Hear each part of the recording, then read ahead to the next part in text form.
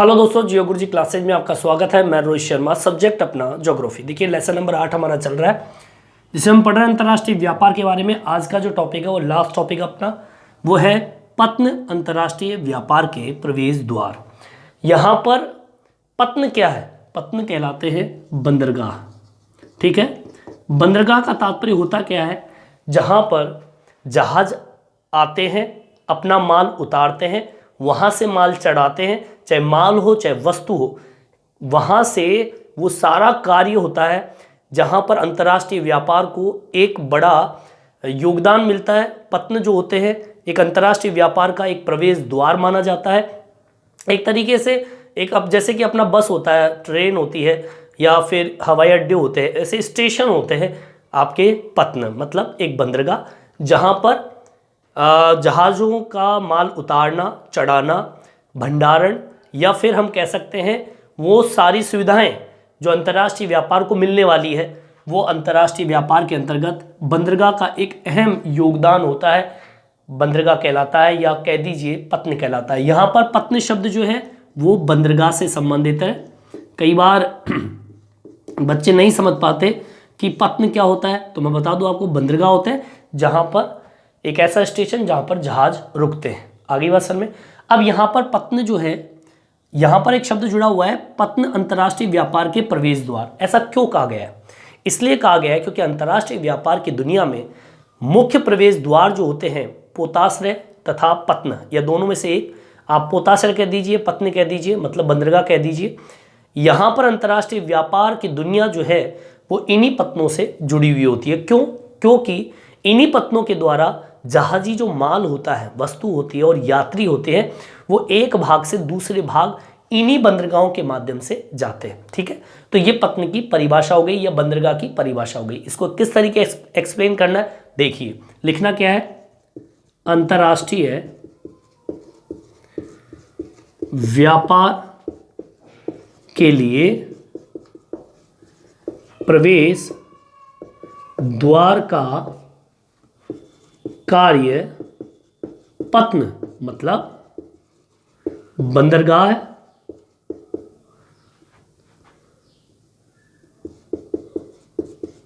करता है। ठीक है, पत्न जहां वस्तु माल को उतारना, चढ़ाना, या हम कह सकते हैं गोदी। गोदी का तात्पर्य यहां पर होता है जहां पर माल को उतारा चढ़ाया जाता है। गोदी कह दीजिए, लादना कह दीजिए, चढ़ाना, लादना माल को। ठीक है, या फिर कह दीजिए भंडारण का कार्य होता है।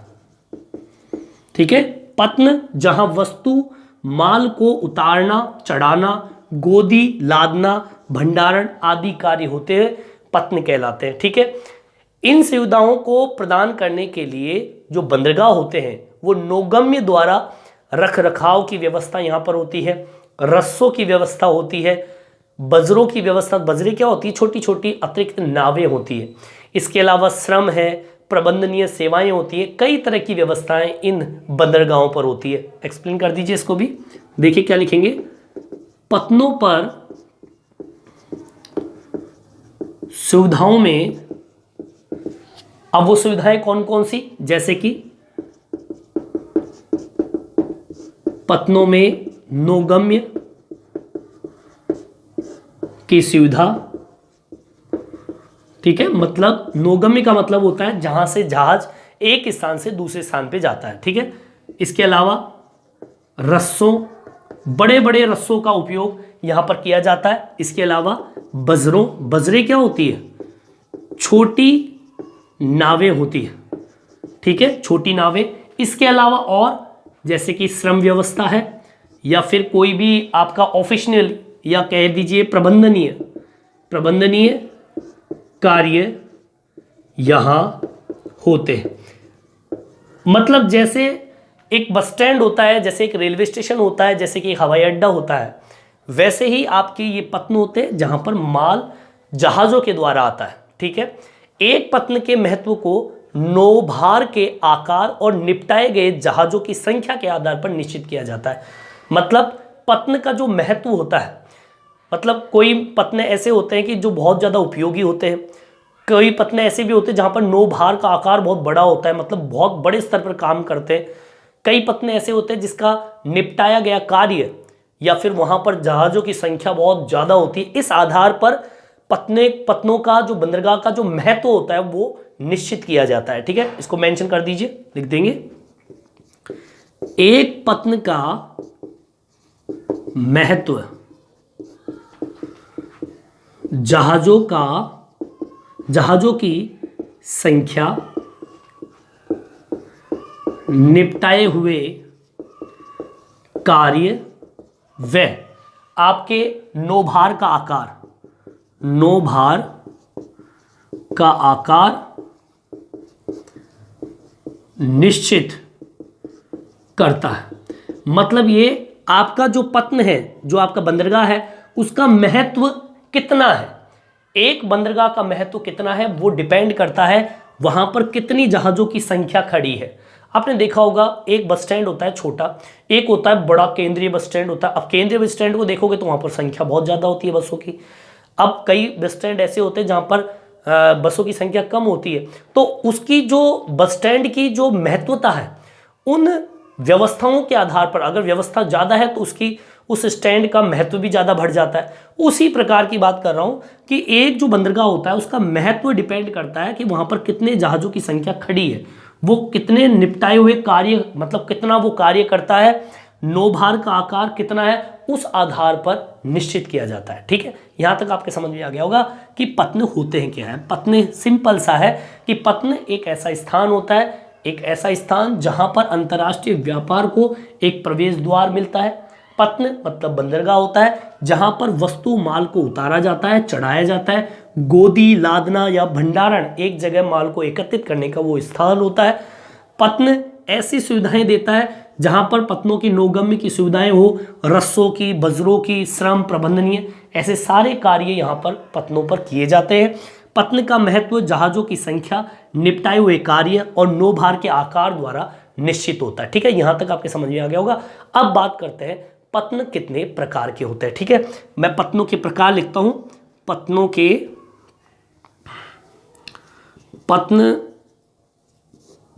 के प्रकार।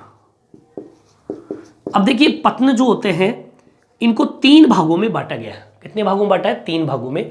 पहला जो है वो है निपटाए गए नौभार के अनुसार पत्नों के प्रकार की, वो ऐसे पत्न जो कितना काम कर रहे हैं। ठीक है, लिख देंगे निपटाए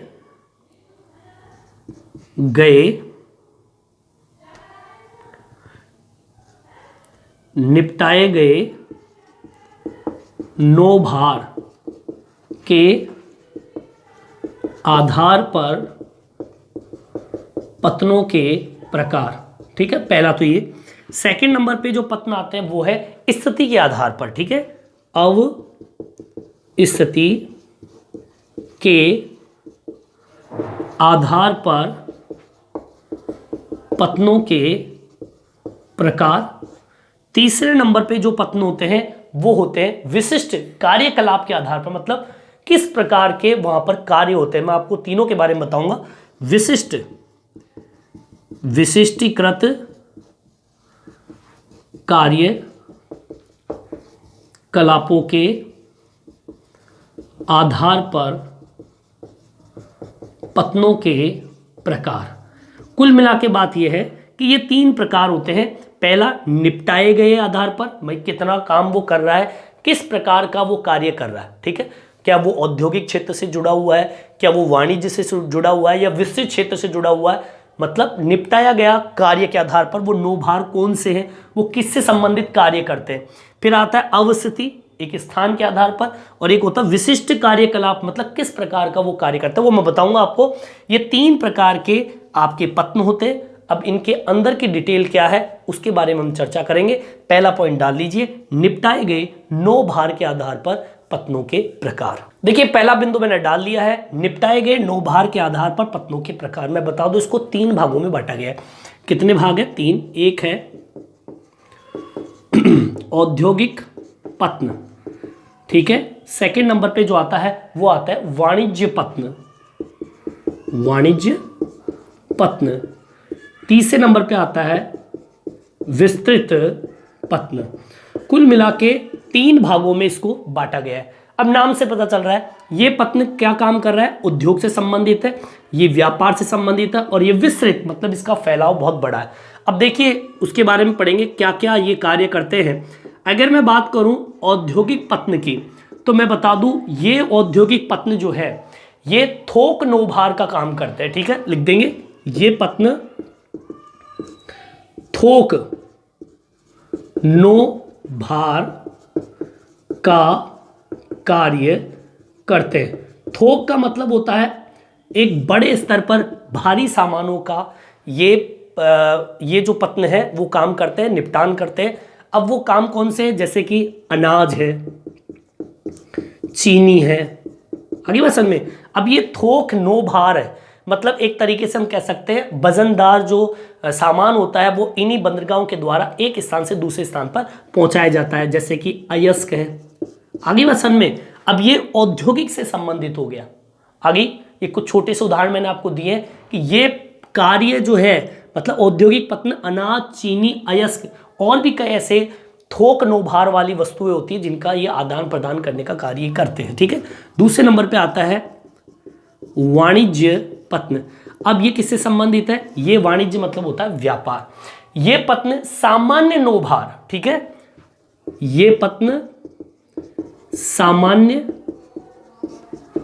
नौभार का निपटान करते हैं।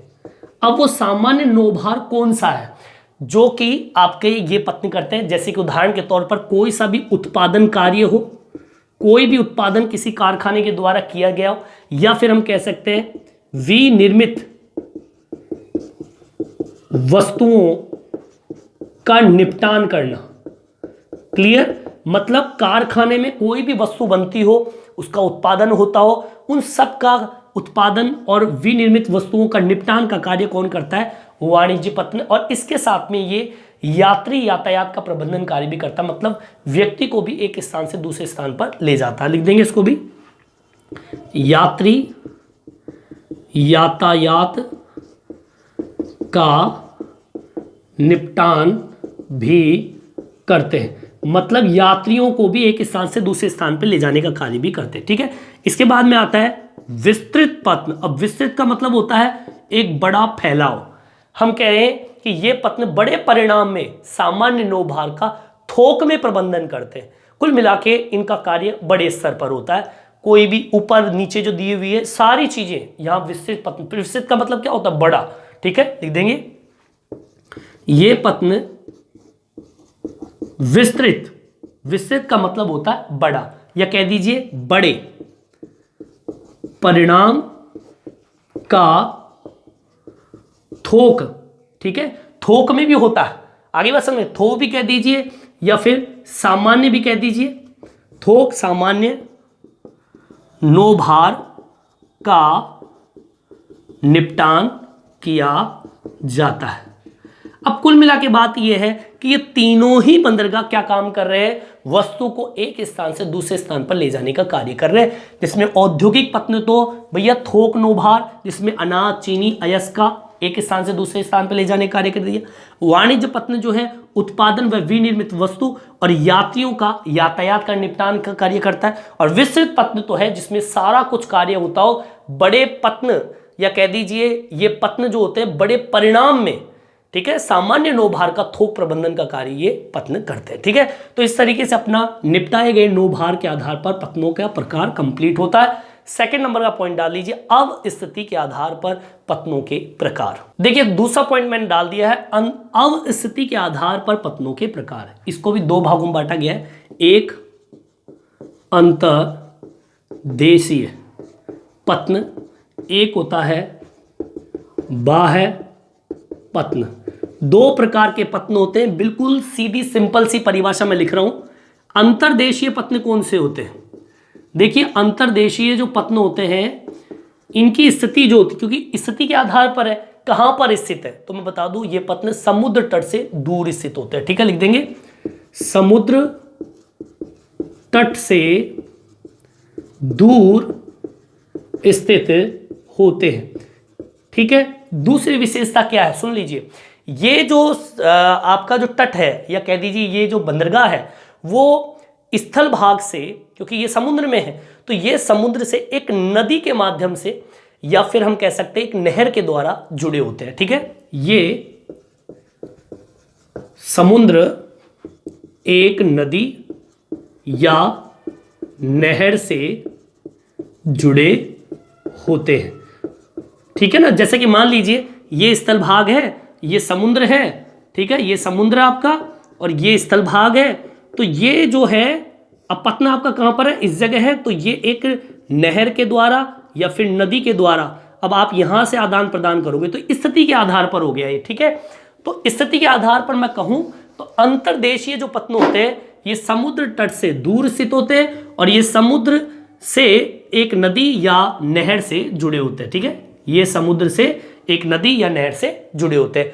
अब आपको एक विशेषता और बता दूं, चौरस तट वाले, चौरस तल जो होते हैं उस टाइप के जहाज या बजरे, छोटी नावें यहां पर चलती है। ठीक है, लिख देंगे अभी यहां चौरस तल वाले जहाज व छोटी नावें चलती हैं। यहां पर छोटी नाव जो है जिसको बजरे के नाम से पुकारा गया, बजरा शब्द जो है यहां पर क्या है, छोटी नाव को बोलेंगे। ठीक है, अब ऐसा कहां पर आपको देखने को मिलेगा, एक छोटा सा उदाहरण आपकी बुक में दिया हुआ है। मैनचेस्टर जो है एक नहर से जुड़ा हुआ है। ठीक है, लिख देंगे मैनचेस्टर एक नहर से जुड़ा है। ठीक है, एक छोटा सा उदाहरण दिया है। और कोलकाता, अगर इंडिया की बात करो तो कोलकाता हुगली नदी जो कि गंगा नदी की एक शाखा पर स्थित है। तो एक छोटा सा उदाहरण आपको कोलकाता हुगली का भी आप दे सकते हो, कोलकाता हुगली नदी, इसका भी आप उदाहरण आप डाल सकते हो। ठीक है, चलिए दूसरे नंबर पे आता है आपका बाह्य पतन। बाह्य पतन का मतलब बाहरी, मतलब ये अब स्थिति के आधार पर बात कर रहे हैं तो ये गहरे जल के पतन है, मतलब समुद्र के अंदर है लेकिन बहुत गहराई में जाके है। लिख देंगे ये गहरे जल के पतन है। पहली विशेषता आपकी ये हो गई।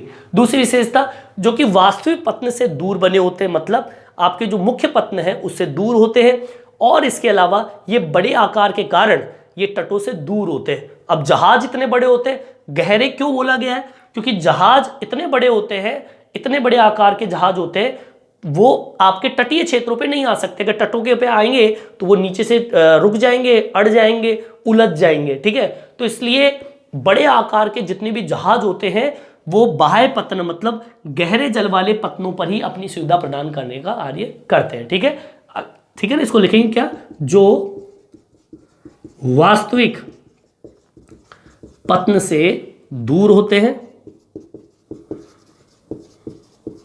वह बड़े जहाजों को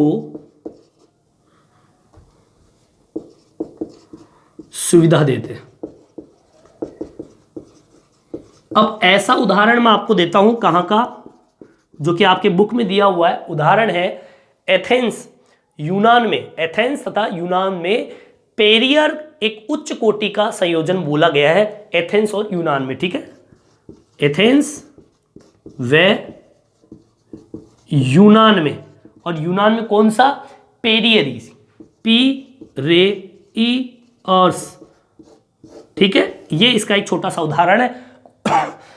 कुल मिला के बात ये, अंतर्देशीय पतन होते हैं जो समुद्र तट से दूर स्थित होते हैं और एक नदी और नहर से जुड़े होते हैं।